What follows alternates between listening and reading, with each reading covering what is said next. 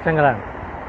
ഭാര്യയായിട്ട് പ്രശ്നം, മക്കളുമായിട്ട് പ്രശ്നം, പിന്നെ കടങ്ങൾ തീരുന്നില്ല, എപ്പോഴും ദാരിദ്ര്യം തന്നെ, ഉള്ളതിലൊന്നും ബർക്കത്ത് കിട്ടുന്നില്ല. അപ്പോൾ അലി റളിയല്ലാഹു അൻഹു ഫസ്റ്റ് തന്നെ ചോദിച്ചത് ഒരൊറ്റ കാര്യമാണ്. നിൻ്റെ അടുക്കളയിൽ രാത്രി പാത്രങ്ങളും എല്ലാം കഴുകിയിട്ടാണോ ഉറങ്ങാറ്? അതുമാത്രമല്ല കിച്ചൺ പൂട്ടിയിട്ടാണോ ഉറങ്ങാറ്?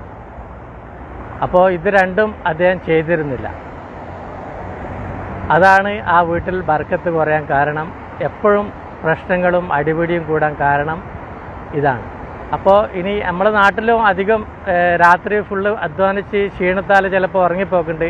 പാത്രങ്ങളെല്ലാം അങ്ങനെ തന്നെ, ചെമ്പും പാത്രങ്ങളെല്ലാം അവിടെ തന്നെ വെച്ച് ഉറങ്ങിപ്പോകുന്നവരുണ്ട്. പക്ഷെ അത് ഏറ്റവും വലിയ ദാരിദ്ര്യത്തിന് വകയൊരുക്കും. അതുമാത്രമല്ല വീട്ടിലെപ്പോഴും മക്കളുമായിട്ടും ഭാര്യ ഭർത്താക്കന്മാർ അങ്ങോട്ടും ഇങ്ങോട്ടും പ്രശ്നത്തിലായിരിക്കും. അതുകൊണ്ട് തന്നെ ഇത് കേൾക്കുന്ന, ഈ വീഡിയോ കേൾക്കുന്ന എല്ലാവരും രാത്രി കിച്ചന് എല്ലാ പ്ലേറ്റും, അതായത് അവസാനത്തെ സ്പൂണ് പോലും നല്ലോണം വൃത്തിയാക്കി കഴുകി ഒരു മൂലക്ക് വെച്ചതിന് ശേഷം കിച്ചൺ ഭദ്രമായി പൂട്ടുക.